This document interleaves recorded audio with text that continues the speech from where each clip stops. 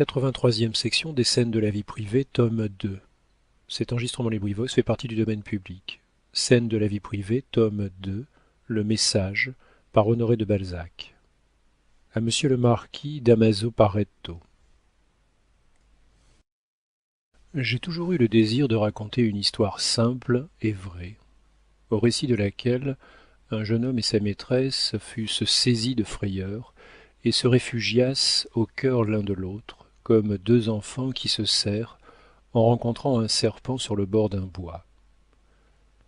Au risque de diminuer l'intérêt de ma narration et de passer pour un fat, je commence par vous annoncer le but de mon récit. J'ai joué un rôle dans ce drame presque vulgaire. S'il ne vous intéresse pas, ce sera ma faute autant que celle de la vérité historique. Beaucoup de choses véritables sont souverainement ennuyeuses. Aussi, est-ce la moitié du talent que de choisir dans le vrai ce qui peut devenir poétique. En 1819, j'allais de Paris à Moulins. L'état de ma bourse m'obligeait à voyager sur l'impériale de la diligence. Les Anglais, vous le savez, regardent les places situées dans cette partie aérienne de la voiture comme les meilleures. Durant les premières lieues de la route, j'ai trouvé 1000 excellentes raisons pour justifier l'opinion de nos voisins. Un jeune homme, qui me parut être un peu plus riche que je ne l'étais, monta, par goût, près de moi sur la banquette. Il accueillit mes arguments par des sourires inoffensifs.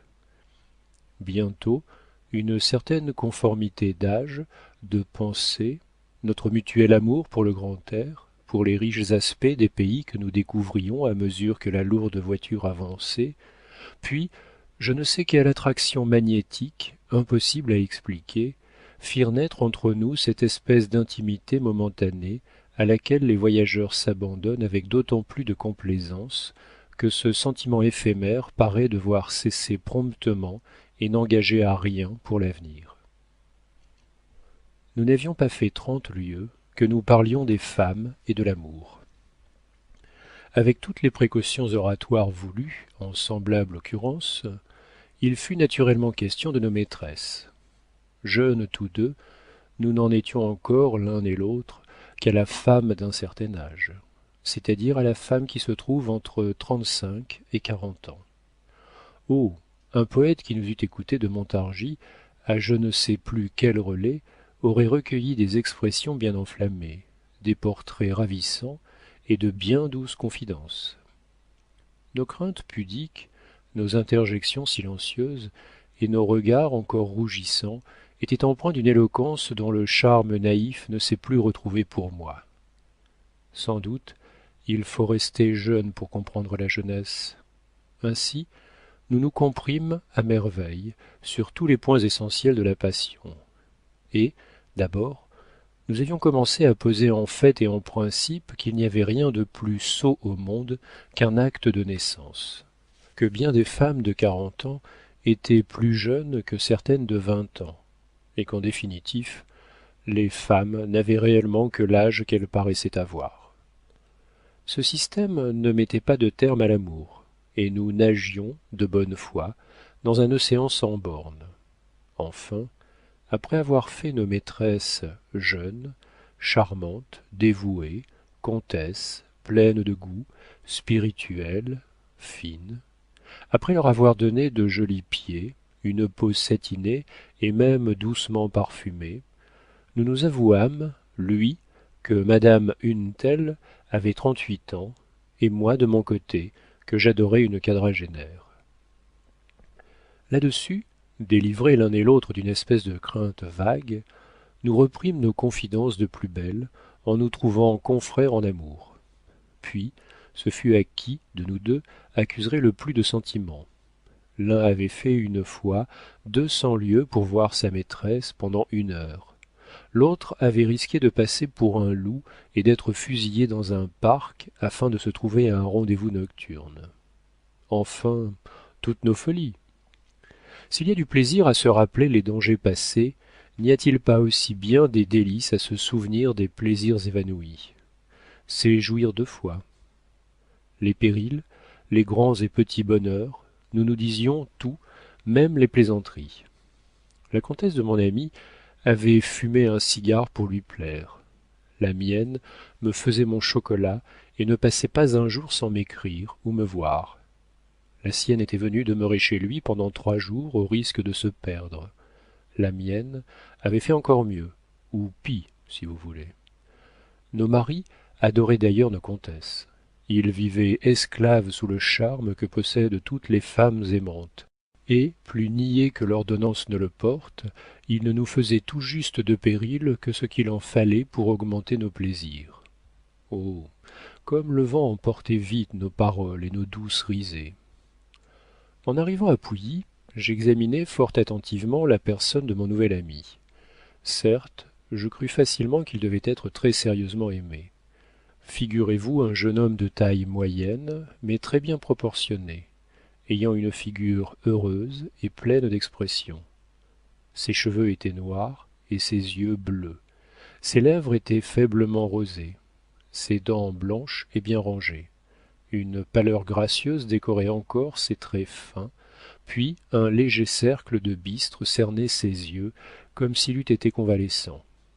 Ajoutez à cela qu'il avait des mains blanches, bien modelées, soignées comme doivent l'être celles d'une jolie femme, qu'il paraissait fort instruit, était spirituel, et vous n'aurez pas de peine à m'accorder que mon compagnon pouvait faire honneur à une comtesse. Enfin, plus d'une jeune fille l'eût envié pour mari, car il était vicomte, et possédait environ 12 à 15 000 livres de rente, sans compter les espérances. À 1 lieue de Pouilly, la diligence versa. Mon malheureux camarade jugea devoir, pour sa sûreté, s'élancer sur les bords d'un champ fraîchement labouré, au lieu de se cramponner à la banquette, comme je le fis, et de suivre le mouvement de la diligence. Il prit mal son élan ou glissa, je ne sais comment l'accident eut lieu, mais il fut écrasé par la voiture qui tomba sur lui. Nous le transportâmes dans une maison de paysans. À travers les gémissements que lui arrachaient d'atroces douleurs, il put me léguer un de ces soins à remplir auxquels les derniers vœux d'un mourant donnent un caractère sacré. Au milieu de son agonie, le pauvre enfant se tourmentait avec toute la candeur dont on est souvent victime à son âge, de la peine que ressentirait sa maîtresse si elle apprenait brusquement sa mort par un journal. Il me pria d'aller moi-même la lui annoncer. Puis il me fit chercher une clef suspendue à un ruban qu'il portait en sautoir sur la poitrine. Je la trouvai à moitié enfoncée dans les chairs.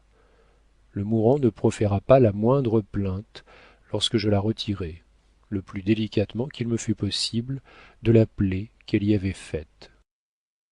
Au moment où il achevait de me donner toutes les instructions nécessaires pour prendre chez lui, à la Charité-sur-Loire, les lettres d'amour que sa maîtresse lui avait écrites et qu'il me conjura de lui rendre, il perdit la parole au milieu d'une phrase.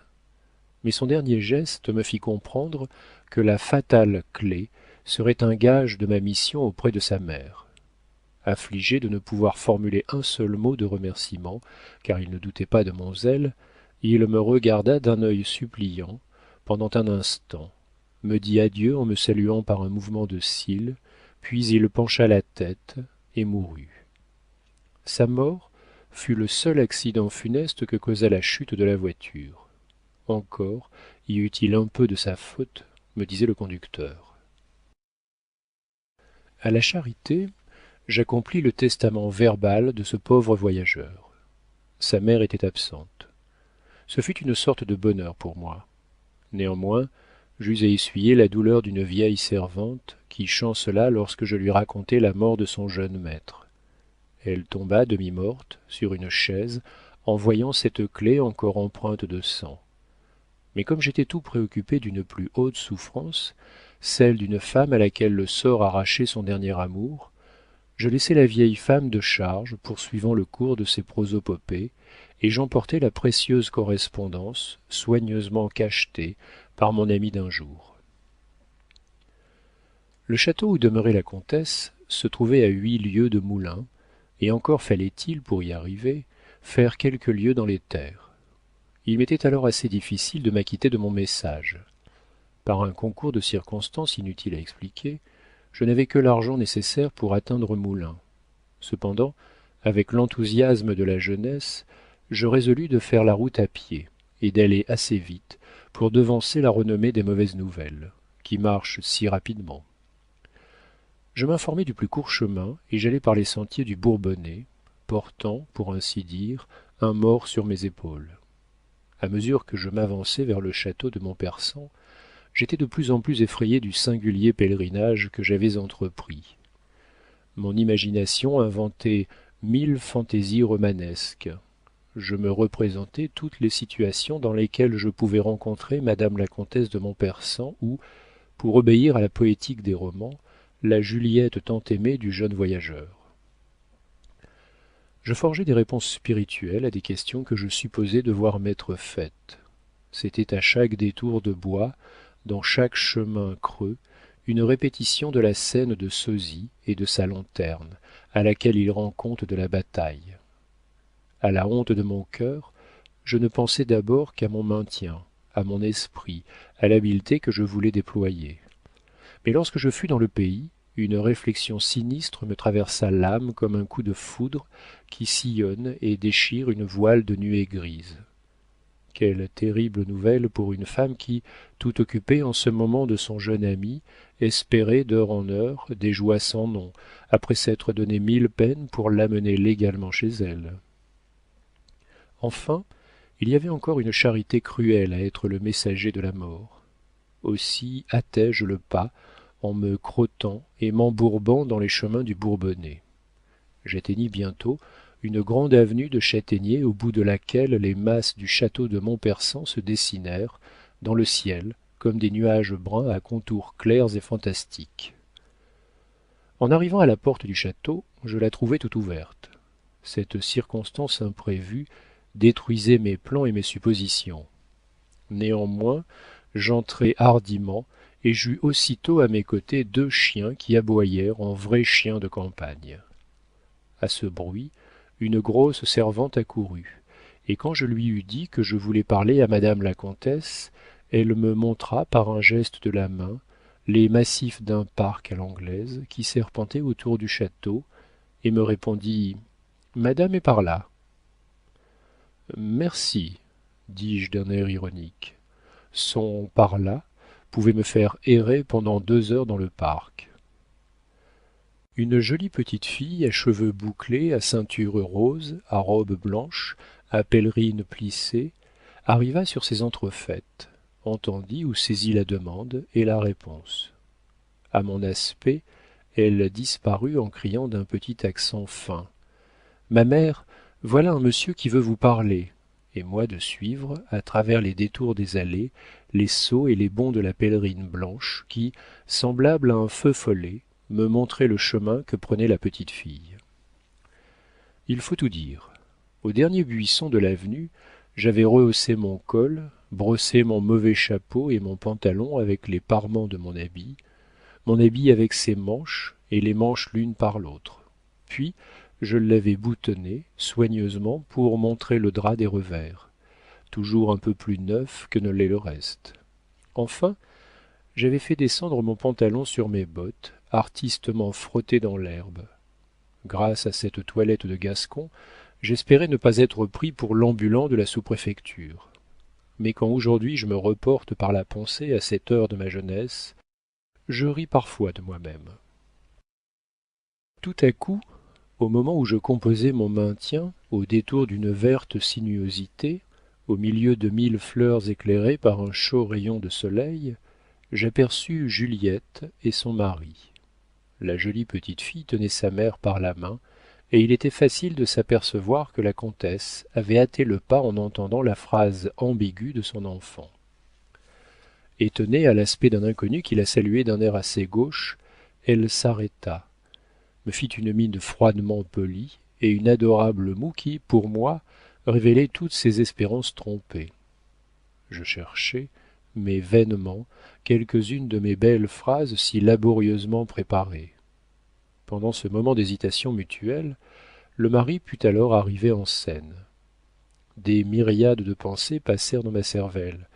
Par contenance, je prononçai quelques mots assez insignifiants, demandant si les personnes présentes étaient bien réellement monsieur le comte et madame la comtesse de Montpersan.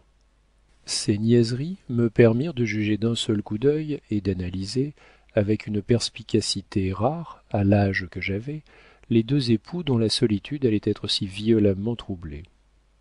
Le mari semblait être le type des gentilshommes qui sont actuellement le plus bel ornement des provinces.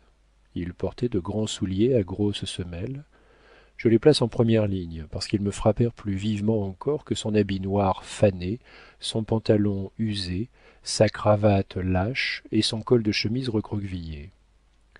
Il y avait dans cet homme un peu du magistrat, beaucoup plus du conseiller de préfecture, toute l'importance d'un maire de canton auquel rien ne résiste, et l'aigreur d'un candidat éligible périodiquement refusé depuis 1816.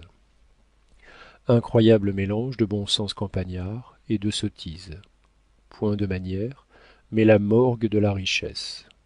Beaucoup de soumission pour sa femme, mais se croyant le maître et prêt à regimber dans les petites choses, sans avoir nul souci des affaires importantes. Du reste, une figure flétrie, très ridée, hâlée, quelques cheveux gris, longs et plats, voilà l'homme. Mais la comtesse, ah! Quelle vive et brusque opposition ne faisait-elle pas auprès de son mari? C'était une petite femme à taille plate et gracieuse, ayant une tournure ravissante, mignonne et si délicate que vous eussiez eu peur de lui briser les os en la touchant. Elle portait une robe de mousseline blanche, elle avait sur la tête un joli bonnet à rubans roses, une ceinture rose, une guimpe remplie si délicieusement par ses épaules et par les plus beaux contours qu'en les voyant il naissait au fond du cœur une irrésistible envie de les posséder.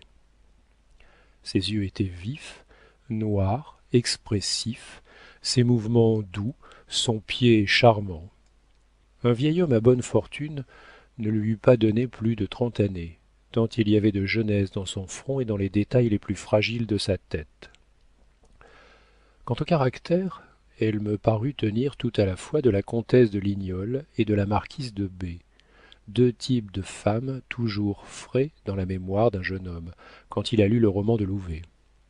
Je pénétrai soudain dans tous les secrets de ce ménage, et pris une résolution diplomatique digne d'un vieil ambassadeur. Ce fut peut-être la seule fois de ma vie que j'eus du tact et que je compris en quoi consistait l'adresse des courtisans ou des gens du monde. Depuis ces jours d'insouciance, j'ai eu trop de batailles à livrer pour distiller les moindres actes de la vie et ne rien faire qu'en accomplissant les cadences de l'étiquette et du bon ton qui sèchent les émotions les plus généreuses. Monsieur le comte, je voudrais vous parler en particulier, dis-je d'un air mystérieux et en faisant quelques pas en arrière. Il me suit. Juliette nous laissa seuls et s'éloigna négligemment en femme certaine d'apprendre les secrets de son mari au moment où elle voudra les savoir. Je racontai brièvement au comte la mort de mon compagnon de voyage. L'effet que cette nouvelle produisit sur lui me prouva qu'il portait une affection assez vive à son jeune collaborateur, et cette découverte me donna la hardiesse de répondre ainsi dans le dialogue qui s'ensuivit entre nous deux. Ma femme va être au désespoir, s'écria-t-il, et je serais obligé de prendre bien des précautions pour l'instruire de ce malheureux événement. Monsieur, en m'adressant d'abord à vous, lui dis-je, j'ai rempli un devoir. Je ne voulais pas m'acquitter de cette mission donnée par un inconnu près de madame la comtesse sans vous en prévenir. Mais il m'a confié une espèce de fidéicommis honorable, un secret dont je n'ai pas le pouvoir de disposer. D'après la haute idée qu'il m'a donnée de votre caractère, j'ai pensé que vous ne vous opposeriez pas à ce que j'accomplisse ces derniers vœux. Madame la comtesse sera libre de rompre le silence qui m'est imposé. En entendant son éloge, le gentilhomme balança très agréablement la tête. Il me répondit par un compliment assez entortillé et finit en me laissant le champ libre. Nous revînmes sur nos pas. En ce moment la cloche annonça le dîner, je fus invité à le partager. En nous retrouvant graves et silencieux, Juliette nous examina furtivement.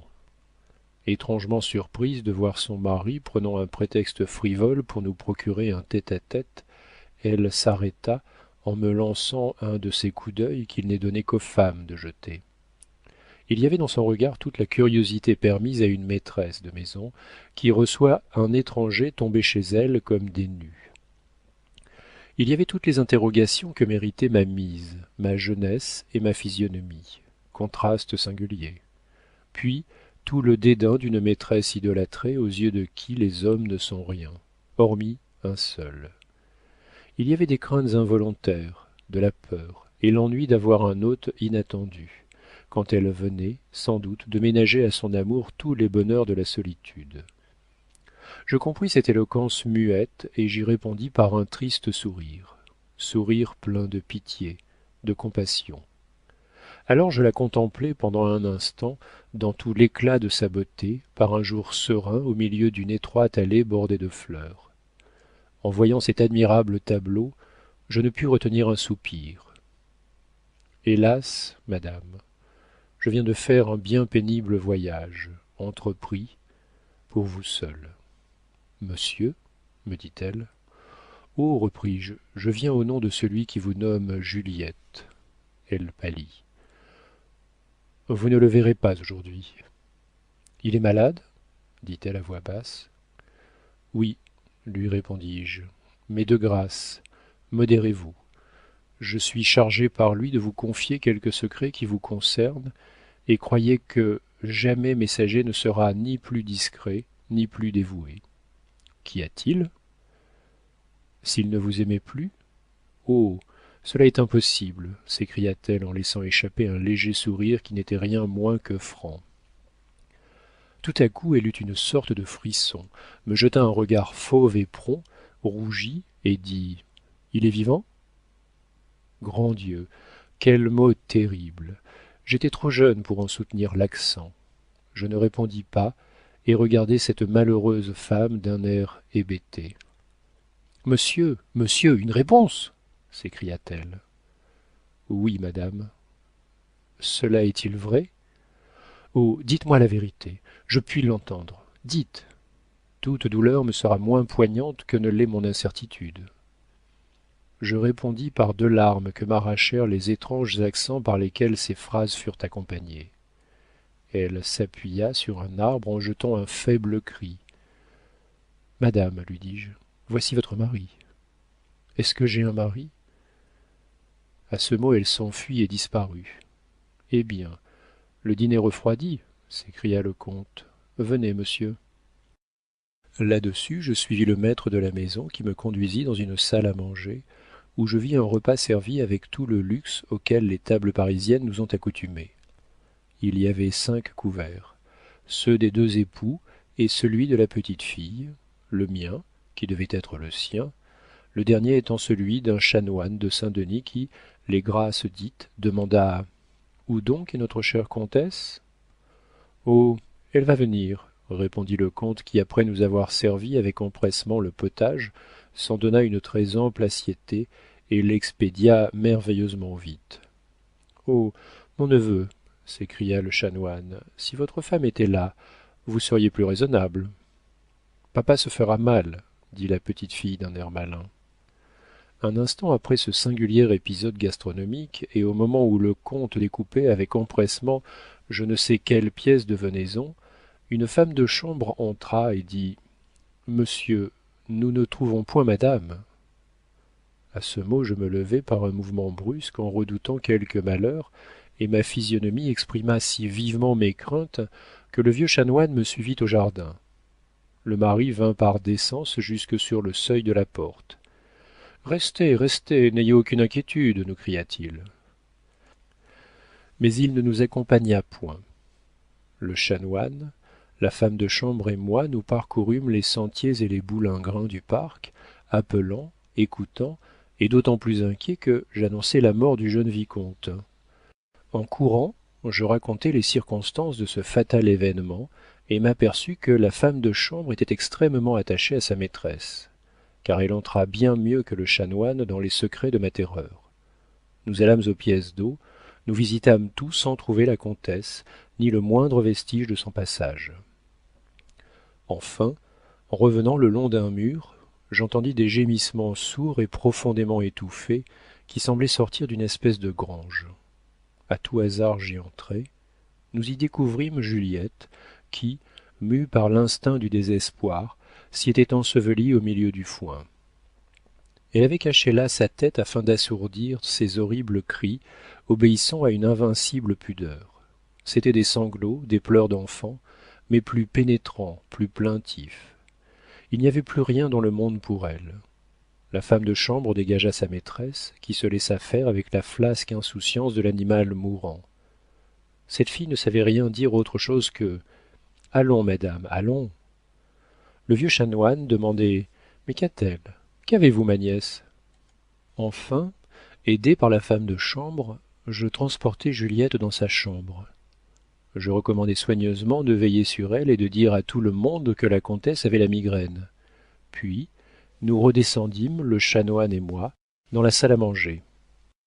Il y avait déjà quelque temps que nous avions quitté le comte. Je ne pensais guère à lui qu'au moment où je me trouvai sous le péristyle. Son indifférence me surprit. Mais mon étonnement augmenta quand je le trouvai philosophiquement assis à table. Il avait mangé presque tout le dîner, au grand plaisir de sa fille qui souriait de voir son père en flagrante désobéissance aux ordres de la comtesse. La singulière insouciance de ce mari me fut expliquée par la légère altercation qui s'éleva soudain entre le chanoine et lui. Le comte était soumis à une diète sévère que les médecins lui avaient imposée pour le guérir d'une maladie grave dont le nom m'échappe. Et, poussé par cette gloutonnerie féroce, assez familière aux convalescents, l'appétit de la bête l'avait emporté chez lui sur toutes les sensibilités de l'homme. En un moment, j'avais vu la nature dans toute sa vérité, sous deux aspects bien différents qui mettaient le comique au sein même de la plus horrible douleur.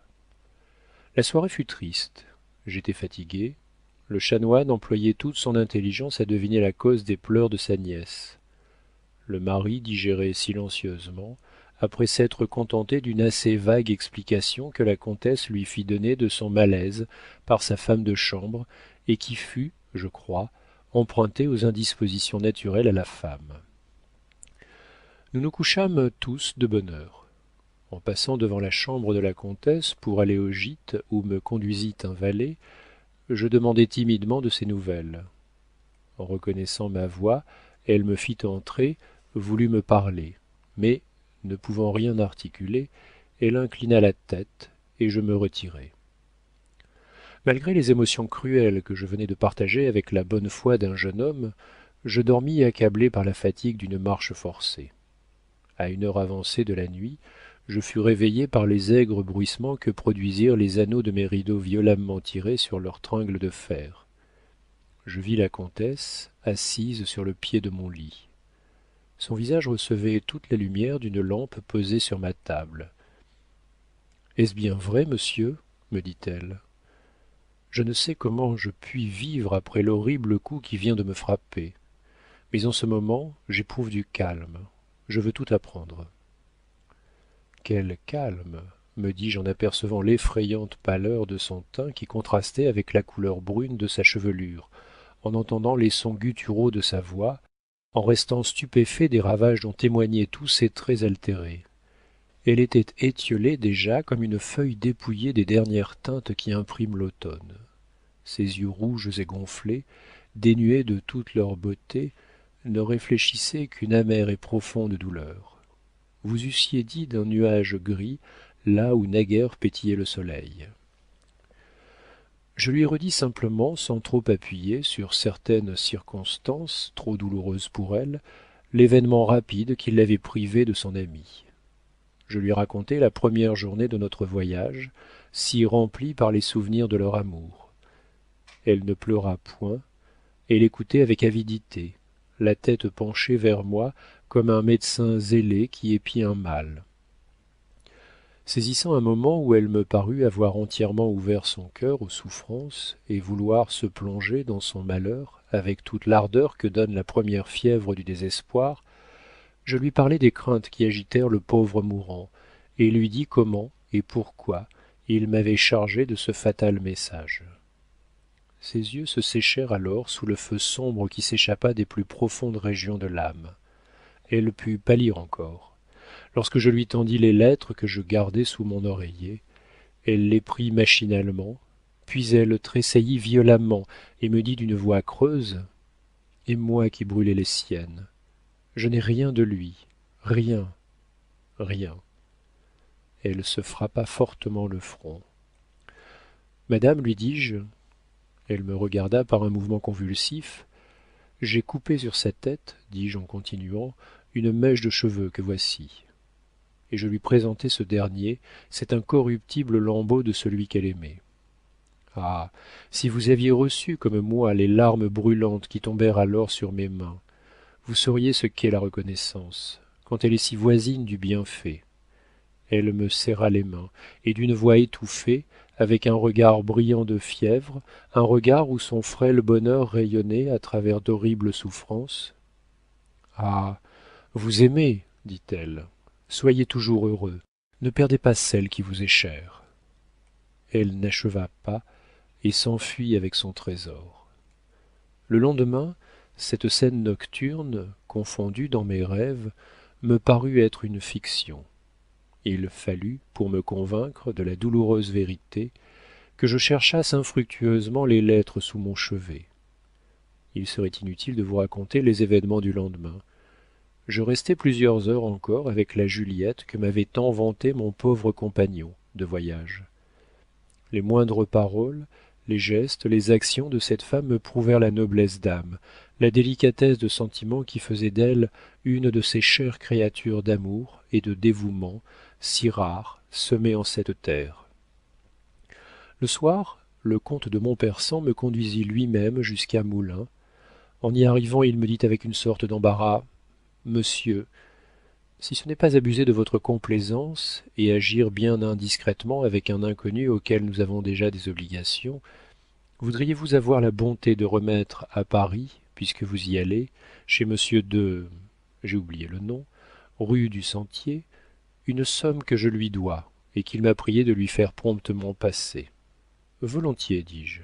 Et dans l'innocence de mon âme, je pris un rouleau de 25 louis qui me servit à revenir à Paris et que je rendis fidèlement au prétendu correspondant de monsieur de Montpersan. À Paris seulement, et en portant cette somme dans la maison indiquée, je compris l'ingénieuse adresse avec laquelle Juliette m'avait obligé. La manière dont me fut prêté cet or, la discrétion gardée sur une pauvreté facile à deviner, ne révèlent-ils pas tout le génie d'une femme aimante? Quel délice d'avoir pu raconter cette aventure à une femme qui, peureuse, vous a serré, vous a dit: ô cher, ne meurs pas, toi. Paris, janvier 1832. Fin de la 83e section.